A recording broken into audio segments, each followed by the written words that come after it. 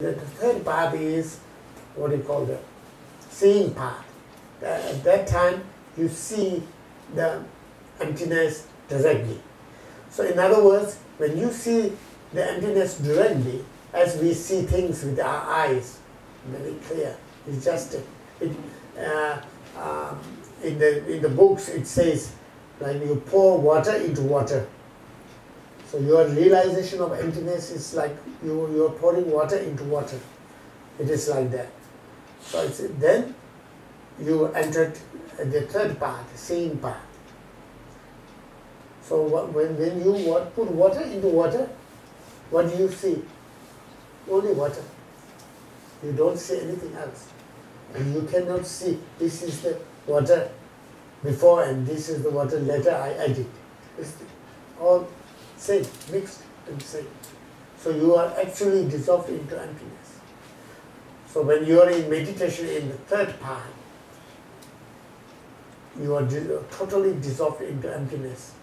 You just see emptiness, nothing else. You don't hear, you don't see, you don't feel. I mean, it's just dissolved into emptiness. And that is seeing part. And when you come out from the meditation, when you come out of the meditation, still you are in the third part. But of course, when you come out of the meditation, you don't see emptiness directly. But the influence of that understanding, of that realization is very strong. So you see everything like reflection. All phenomena you see as a reflection. All phenomena you see as magic. All phenomena you see as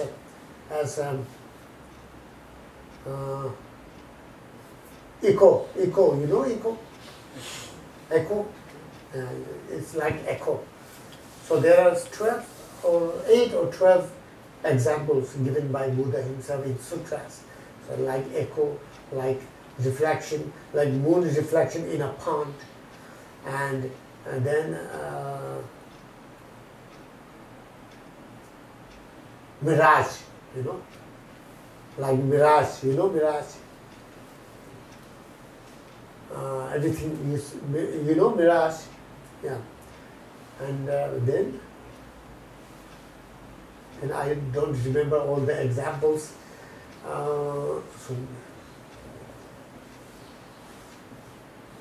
And then there's called a palace of. Now we don't find that nowadays. I don't think so. But palace of smell eaters. The Buddha said that. So I heard if you go deep into the sea, and sometimes there's moisture comes from the sea, and in the space you can see some kind of colors, some kind of images, some kind of palace that is palace of smell eater. So that you see, like nowadays it is better television, you know. So those days there is no television, so Buddha gave that example. So it's like you see something, but it's not there in reality. So that kind of 10 or 8 examples are given. So the practitioner in the third part, they see all phenomena like that. So no attachment, no. If you see enemy, I mean it's like that. Like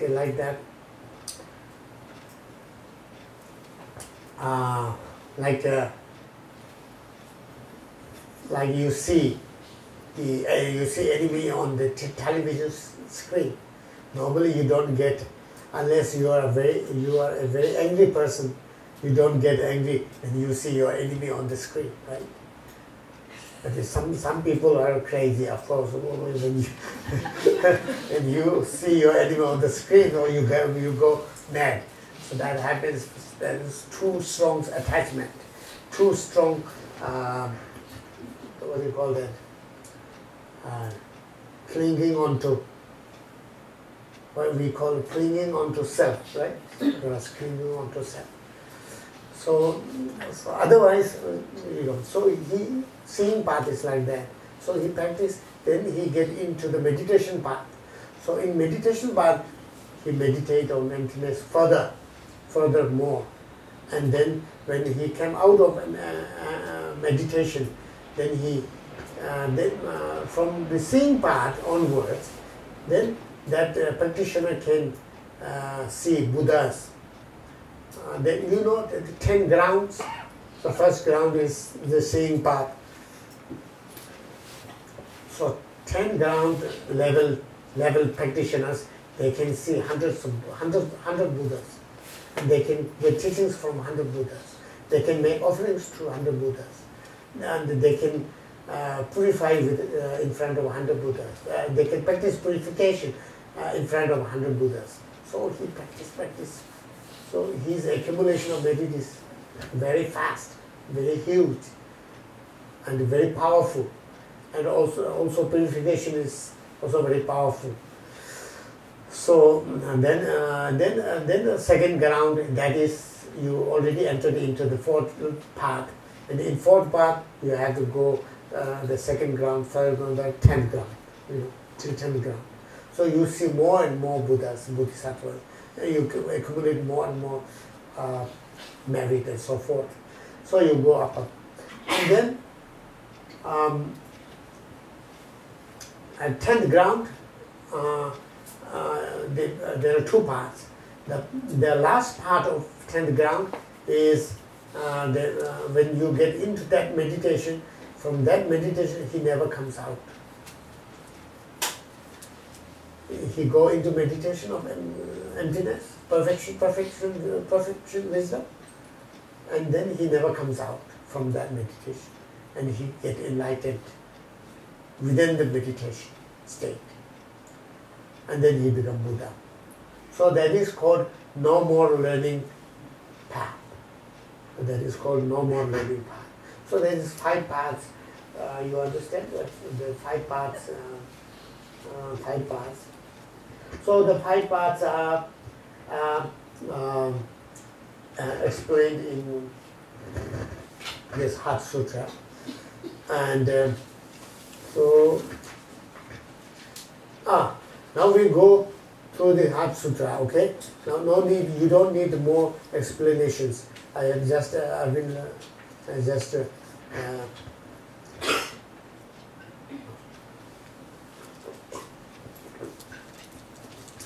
before that, to listen to the Heart Sutra, we have to motivate ourselves. We need a good motivation. We need a Mahayana motivation.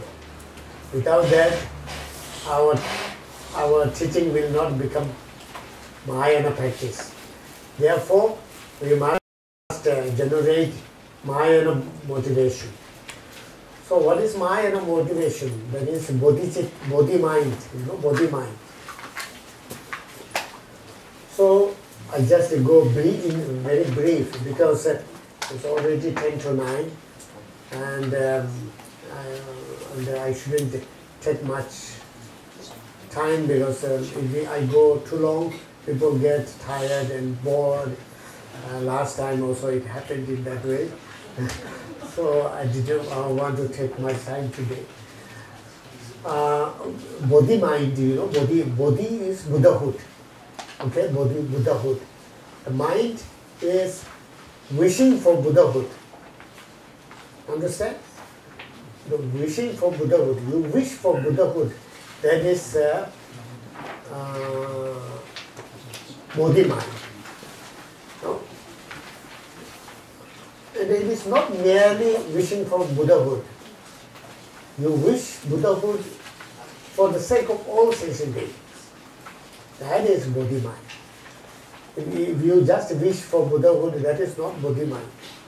So here body mind means you must wish Buddhahood. You must wish to attain Buddhahood for the sake of all sentient beings. So that kind of body mind cannot be generated immediately. I mean, if you have practiced earlier, before, then you might be able to do so. But most of us, it's not that easy, you know. So we cannot generate bodhi mind immediately like this, you know. So what to do? So now we must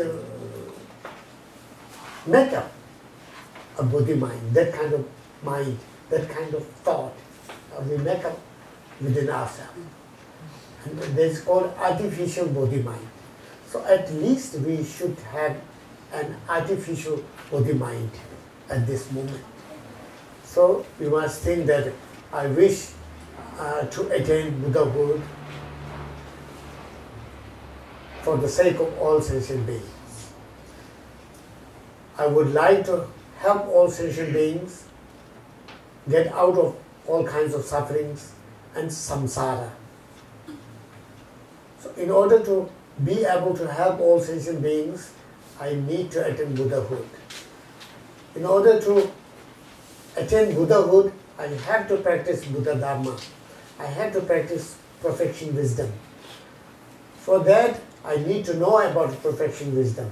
For that, I'm going to listen to Heart Sutra. That is our motivation. You understand? Our motivation. Okay. So with that motivation, we are going to read Heart Sutra, which is very famous in Tibetan tradition. Everybody recites this sutra. And also, I believe, it's quite famous in Chinese Buddhist tradition as well. So it is common tradition in the Chinese and Tibetan Buddhism. And even without having any kind of understanding of emptiness, you read Heart Sutra. That is also helpful. It purifies huge amount of bad karma, even if you read it. And also it is a great protection. It is it said, emptiness is the unsurpassed protection. And also, why? Because this is like the best weapon to destroy our enemy. It's like nuclear bomb to destroy our enemy. So what are our enemy? Who are our enemy? What are our enemy? It's our, what do you call that? Effective emotions, right? Right? Afflictions, emotions. So those are our enemy. Because of them, we suffer. So in order to know about this, you have to know about karmic system, causality, you know. So anyway, that is, that those are our enemy. And to destroy them, this is the best weapon. Without this weapon, you cannot destroy them. They are very strong. So you need a very strong weapon and the best weapon. So this is the best weapon. So Buddha, I don't remember, one of the Pandits, Indian Pandits, said, even if you have some doubt about emptiness, emptiness, maybe this emptiness really, it is a reality. Maybe it is a reality. You have that kind of doubt. So if you have that kind of doubt, the samsara can be torn into parts. You understand? It can tear the samsara in parts. So it can destroy the samsara. The samsara is not out there. Samsara is within ourselves. So in order to destroy your samsara, you need that weapon in you. And you cannot destroy the external samsara. Nobody can do that. But your samsara is limited within you. So what is samsara actually? It is not the place, it is not the universe, it's somewhere over there. No, it is within us. So, but maybe we can discuss about samsara some other time, Maybe you know already, maybe you don't know, because sometimes we think we have this pending, talking about the 6 realms, so that you think about samsara. When you think about samsara, it's like a world, you think, some place over there. I mean, there's no hell. There's no hell. It is situated somewhere. It is not there. It's when our bad karma is ripened, then hell is there, suffering is there. When your bad karma is gone, hell is gone. That hell suffering is gone, no more there. When communist Chinese, they came first to Tibet because they don't have religion. And then we talk about hell and heaven. And they say, where is hell? There's no hell. This is just the lamas and the lamas, they are deceiving as a deception. If there's a hell, you don't have to worry. We have good weapon. We will destroy. We have good missiles. We can destroy the hell. We don't have to worry. So they might think in that way, but the hell is not there, which can be destroyed by missiles. Similarly, all the realms, it is not situated in a particular place, and it is always there. It is not like that. Samsara is within ourselves. Okay, so that is why I talk about that. I don't remember now. Anyway, so motivation, motivation. So with that motivation, we go through the Heart Sutra, and it's the last page. The Heart Sutra is in the last page. Okay,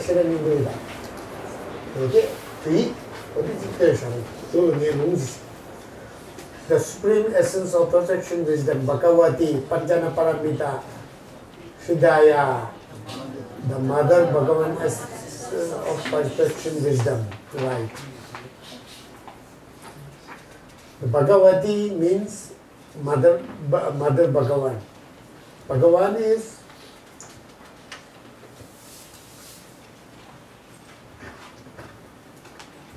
in English there is no word, we cannot say God. And so it's similar to God, that is Bhagavan. Buddha is Bhagavan. So this female Bhagavan is called Mother Bhagavati.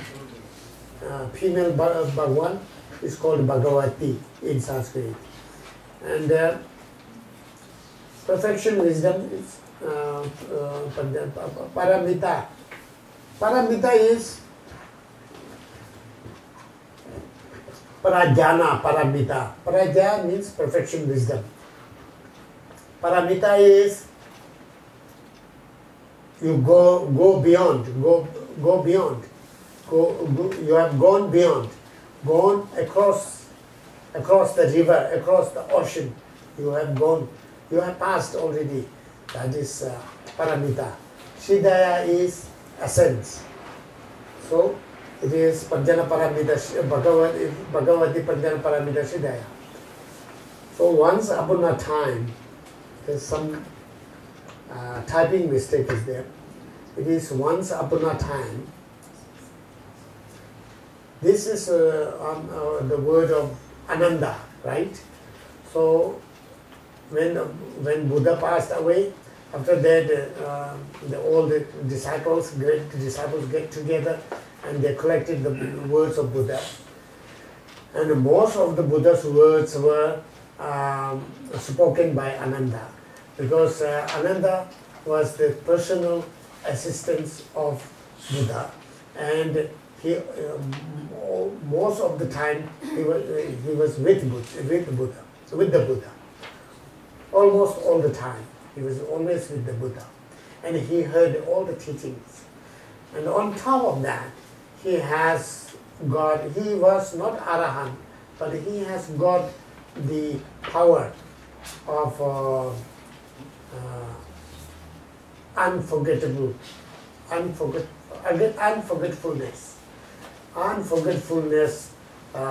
mantra. He has got that power. So it was like a recorder. He recorded, yes. So Ananda was the live recorder at that time, you know. So he recorded all the words of Buddha, and they collected all the Buddha's words. So he said, once upon a time, I have heard when the Bhagwan was staying in Rajagira on heaps of vultures mountain, together with the great assembly of monks and a great assembly of monks and a great assembly of Bodhisattvas. This is repeating, no? Yeah, this is repetition. Mountain together with the great assembly of monks and the great assembly of Bodhisattvas. It should be like that.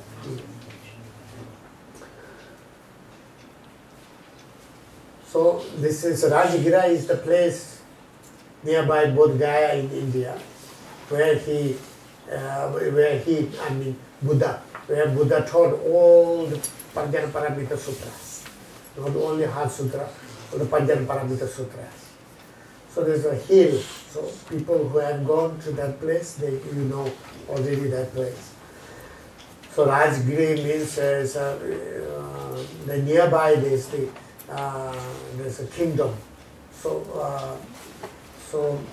Raj is king, you know, and Gira is king's palace. So it is called Rajgira, the king's palace. And there's a, they call Vulture's Mountain, Vulture's Peak. It is translated as a Vulture's Peak, a Vulture's Mountain. So whatever it is, vultures, you know. So some people say that mountain looks like a vulture. That's why Vulture's Mountain. And some say many bodhisattvas came to listen to Buddha from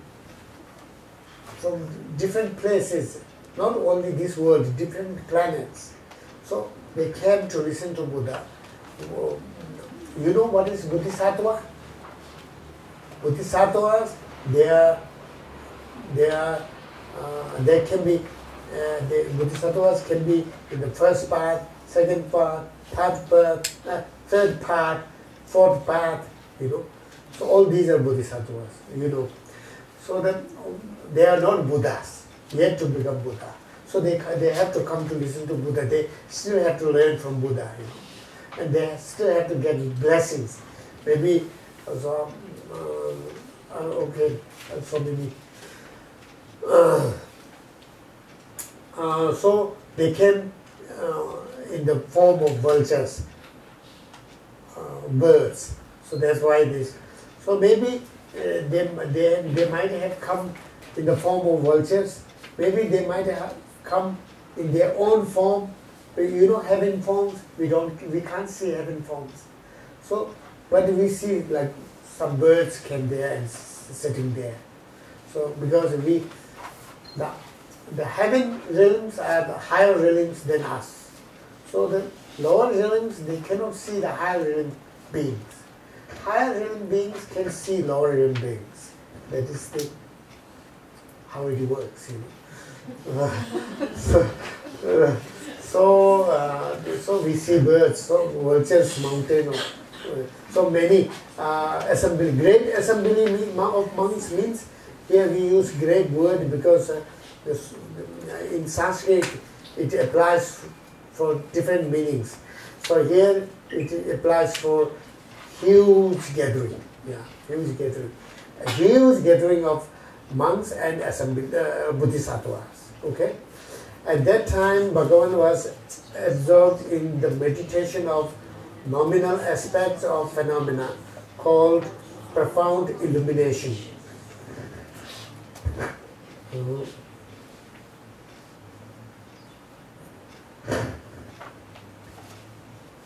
So the Bhagavan, this sutra was not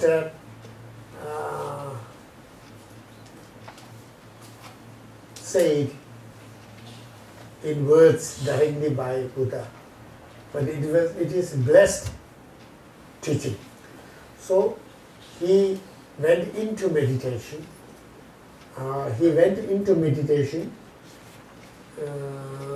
Called profound illumination. So the profound, what is profound? Emptiness. Emptiness is the profound, the most profound phenomena. So it is profound. Illumination is because he get into emptiness with a great visibility. You know, he sees the emptiness directly, like we see, as I told you earlier, we see things by our eyes. So great visibility. So it's called illumination. So profound illumination. So he went into that meditation, and he didn't say anything, but he blessed his main disciples to speak. So they spoke. Like, you know, there are three kinds of Buddha's teaching.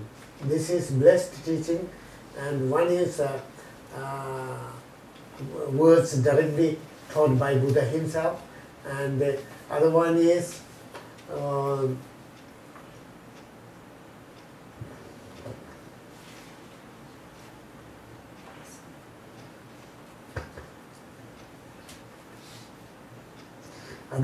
with permission. So this is maybe with permission, and the blessed one is maybe when he, like umbrella, white umbrella sutra, white umbrella deity, you know. So we have white umbrella sutra, you know, mantra and sutra. So white umbrella mantra and sutra came out not from his mouth, it came out from his crown. So there are three kinds of teachings of Buddha. So this is not directly coming out of his mouth, but is permitted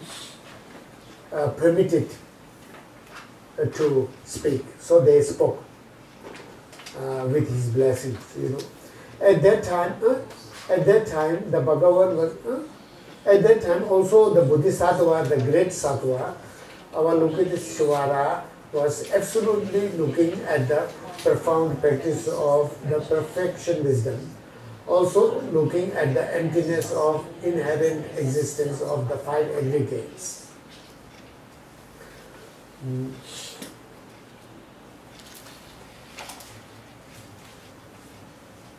So at that time, the Avalokiteshvara, the Bodhisattva, he was also looking at perfection wisdom, emptiness, and also emptiness of inherent existence of five aggregates. So he was looking at the emptiness of five aggregates, and that doesn't mean he was looking at only five aggregates, but emptiness of five aggregates, but five aggregates and all the phenomena. So there is, in Tibetan, there is one word which shows that not only five aggregates but also all the phenomena. That is like a preposition in Tibetan word, but it cannot be translated in English, so it is not there. I have to clarify and make excuses because I translated this. So if something is missing, I must make some excuses, you know. So then by the power of Bhagavan, here is power. The Venerable Sariputra said to the Bodhisattva, the great Sattva Avalokiteshvara, how should exercise a blessed son who wishes to practice the profound perfection wisdom? Which he said so. The Bodhisattva, the great Sattva Avalokiteshvara said to the Venerable Sariputra, like this. So it follows, So you understand most of them. And so the blessed son, what is blessed son, So this is in English, the earlier translators, they translate it in this way. So I also translate it as it is, blessed sons. So the blessed son is the practitioners. They belong to which family? Which we in India, we have a lot of different castes, So you belong to which caste? So king caste, Brahmin caste, and then other many castes, I don't know. So it's which family you belong. So you belong to that caste, right? So here, the son belonged to which family? All the disciples over there at that time, they belonged to the Mahayana family. So blessed son means the students who belong to that Mahayana family. So he called Avalokiteshvara. He called them blessed son, right? And some Buddha's disciples, they belong to Theravada family. So they are also blessed son, but their family group is Theravada family group. So here is Mahayana family group. That is blessed son. So others you understand, I believe. Shariputra, whosoever blessed son or daughter wishes to practice the profound wisdom should look mindfully like this, subsequently looking at the emptiness of inherent existence of the five aggregates also. So,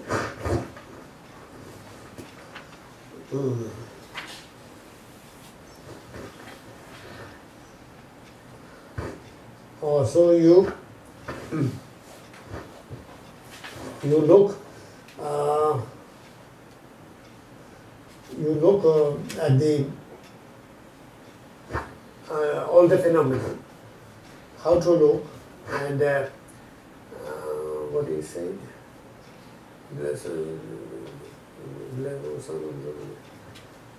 Mindfully, like this, subsequently look at the emptiness of inherent existence of five aggregates also.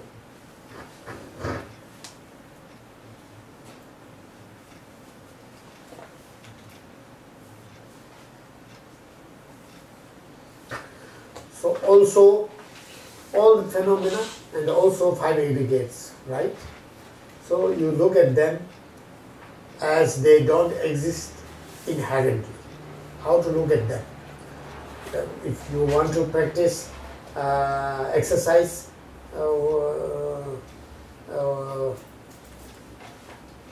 profound wisdom.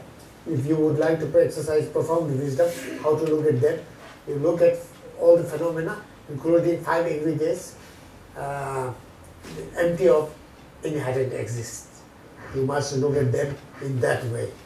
Okay, clear? For now, this is the kind of summary he just mentioned. Now getting into detail. So, form is empty. Emptiness is form.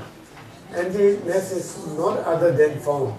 Form also is not other than emptiness. So there are four features. So these four features you have to take to all the objects. Here, form is taken as an example, but then you like self is empty, emptiness is self, and then chair is empty, emptiness is chair, emptiness is not other than the chair is not other than empty. So you have to take everywhere these four features, So form is empty. So form is empty. Empty of inherent existence. Not empty of form is not just empty of something else, like of course form is empty of house, form is empty of car. There is no car in the form. There is no house in the form. That is not emptiness. Form is empty of inherent existence. Then we have to understand. So emptiness is form. So emptiness, the emptiness of the form is emptiness. So emptiness is form means in nature, the nature of the form is also emptiness, right? So emptiness is form. There is no difference nature in emptiness from apart from the form. Okay, so emptiness is not other than. So since the nature is the same, is nature of these two phenomena are the same. So emptiness is not other than form. Form also is not other than emptiness. If the form is not there, you cannot establish the emptiness of form. The emptiness is not there, then you cannot establish the form, because form comes out of emptiness. Everything appears out of emptiness. Okay, you understand now? Emptiness is not other than form. Form also is not other than emptiness. Likewise, if we are getting late, are you getting tired? Are you sure? Okay. Because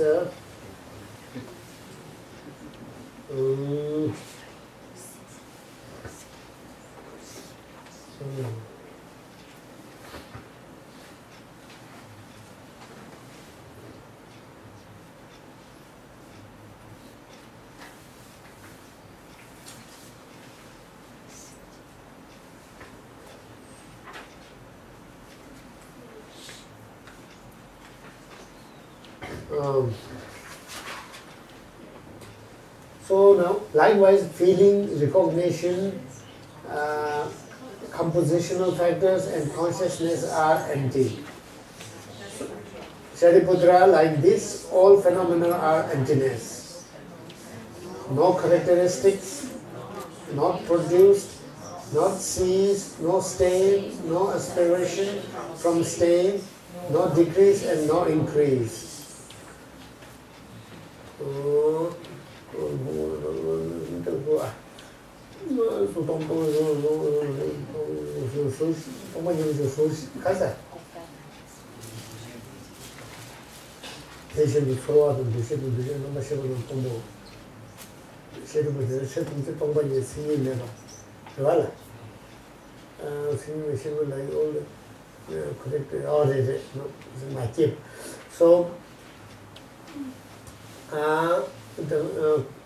the five aggregates. It's form is already gone. Likewise, what are the five aggregates? Feeling, and then recognition. Recognition, sometimes we call it discrimination. So we can discriminate. This is chair. This is table. So that is discrimination. So we recognize things. These things. So that is a kind of mind. And then compositional factors, all the within ourselves, apart from mind, body, feeling, recognition, all other things are compositional. There are many other things inside.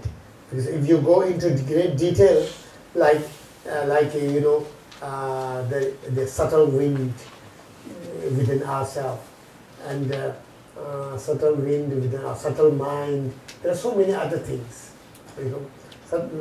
Subtle mind also can include in the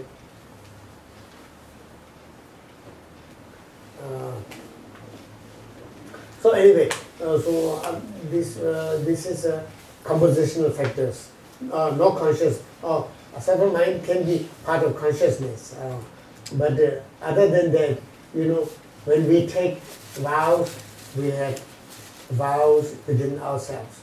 And the vows cannot be seen, but they are there within ourselves.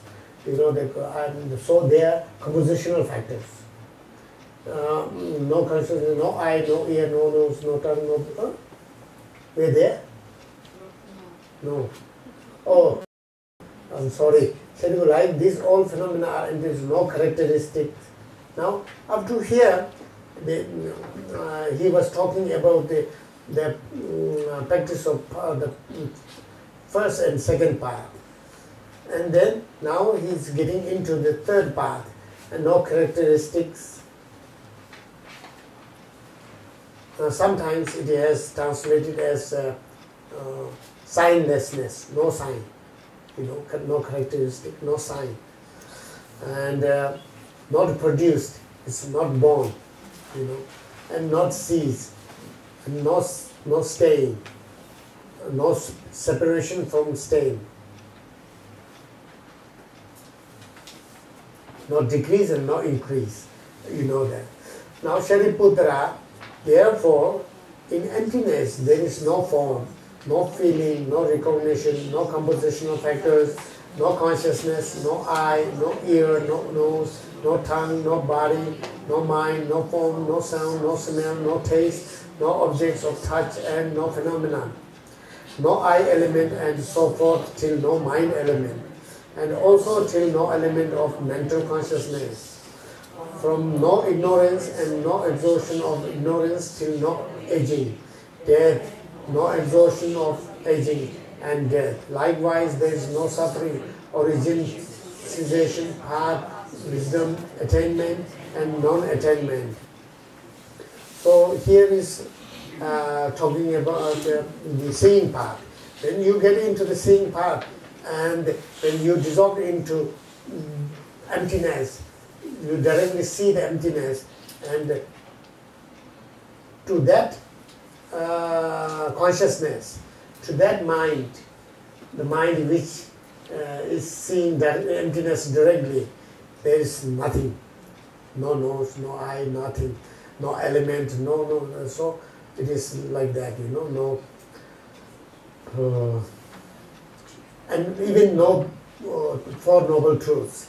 No origin, no cessation, no suffering, no path, no suffering, no origin, no cessation, no path, even no wisdom, even no attainment. Attaining Buddhahood is not there, and non-attainment is there's nothing. So that is showing seeing path. So Shariputra, reason being no attainment, Bodhisattvas rely on and abide in the perfection wisdom. There is no obscuration and no fear in mind. Absolutely past beyond misapprehension. They completely gone into nirvana. And also all the Buddhas who are perfectly in the three times attained complete unsurpassed enlightenment through relying on the perfection wisdom. So now, earlier, the sign, I was talking about the signlessness, no characteristic. Where is that? Oh, here. No characteristic, no produced, no seeds, no stain. So that is sometimes we call it the three doors of liberation. Three doors to liberation. So the door of liberation, the door of signlessness, the door of wishlessness. You make no wishes. So that is that also comes in the seeing part. Okay. Now what we have just read is what do you call it? Meditation part, the fourth part. Okay. Past beyond misapprehension, they completely go into nirvana. That is. So now, therefore, the mantra of perfection. So then, this is what do you call that? Fourth path, and also the no more learning path, fifth path, because it says completely gone into nirvana. And also all the Buddhas who are perfectly in the 3 times, attained is 3 times Buddha, they attained complete unsurpassed enlightenment through relying on the perfection of wisdom. And that explains the normal learning path or the Buddhahood. Okay? So all this is the only path which takes you to enlightenment, and all the Buddhas or past Buddhas enlightened because they passed through this path. Present Buddhas attain Buddhahood because they pass through this path, and future Buddhas will pass through this path. There is no any other path to go to enlightenment. These words they show this. Therefore, the mantra of the perfection wisdom, the mantra of the great knowledge, unsurpassed mantra, the equal to the unequaled mantra, the mantra that completely pacifies all suffering, since it is not false, should be known as the truth. So this is a mantra.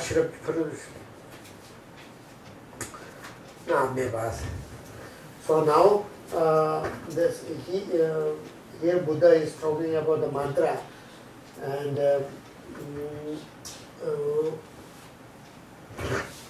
talking about mantra. So up to this, this is for little detail. He talked a little detail about emptiness, and that is for the students who are comparatively low level. And now he is taught this mantra. This is mainly for the disciples in that assembly who are comparatively in high level, so higher level. That is mantra of perfection wisdom, the great knowledge. It is called great knowledge because it destroys through this. It destroys the worst sickness, that is the ignorance. That is the ignorance. So this is called, what do you call? Great knowledge, mantra of the great knowledge. Unsurpassed mantra. This is called unsurpassed mantra because it is there is no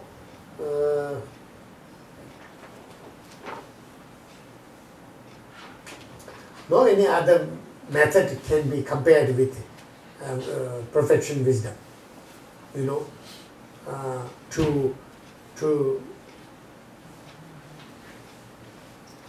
To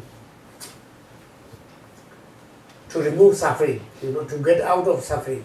This is no any other mantra can be compared with this mantra. That's why it says unsurpassed mantra. The equal to the equaled mantra. So it can compete with any kind of teachings or any kind of mantras. So therefore it is equal to the unequaled mantra. The mantra that completely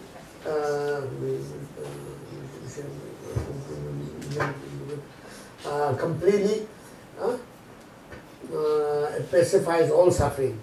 So this completely means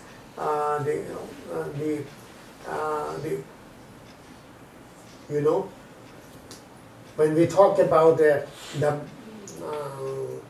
root of suffering, that is, we call it ignorance. The seed of ignorance can be removed, can be destroyed only with this mantra. Not only the seed, also the imprint of that, some kind of influence, So that imprint, it gives, in our teachings, it gives the example like, when you put garlic in a bowl. So you peel off the skin of the garlic and you put them in a bowl. So then you take them out. You use it or throw it away. The bowl still smells. That is the imprint. The garlic is no more there. It is all destroyed or finished. It's still there. When we eat garlic food, our mouth also smells, So it is imprint. So arahats, the arahats, they have taken out the root of ignorance, but the smell is still there. So the smell also has to be removed. That also can be removed with this mantra. You understand? Yeah. So that's why it says completely pacifies. So what do you mean by completely pacified? That is the meaning, Since it is not false, should be known as the truth. That is easy. The mantra of the perfection wisdom proclaimed. Tayatha Om Gade Gade Paragade Paragade. Sumati, lot of missing. We change. Yeah, we have to change. We all change. Paragade, Parasangade Buddhi Soa. Parasangade is totally missing. We find it. Yes. So Parasangade Buddhi Soa. Now Om is all the mantras, it's a leader of mantra. So most of the mantras may have Om. So it has a lot of energy. It has a lot of power because it is blessed mantra. It is blessed mantra, and it represents Buddha's body, speech, mind. So how the letter Om represents Buddha's speech, mind? Maybe no need today because time is quite late. So it is blessed. It is a very powerful mantra. So the Om is also used in the Hindu tradition also, but the blessing is different. Explanation is different. Representation is different. Okay, so that is Om is leader of all mantras, so like Om Mani Padme Hum, Om Tayatha Gati Gati Om, so whatever. So Tayatha it is like this, Gate Gate is gone. Paragate is gone beyond. Parasangate is Parasangate is gone beyond fully or something like that. Fully. I mean, now that is, Gade is accumulation part, second Gade is preparation part, Paragade is seeing part, Parasangate is meditation part, Bodhi is no more learning part, so that is enlightenment, Buddhahood. And the Soha is, here is Soha is established. So Bodhi Soha. So Gade, Paragade, Paragade, Parasangate. What? Paragade, Parasangate. No, Paragade only one, no? Paragade, Parasangate. Parasangate is missing. Parasangate is gone beyond, Gone further beyond. Gone further, huh? No missing.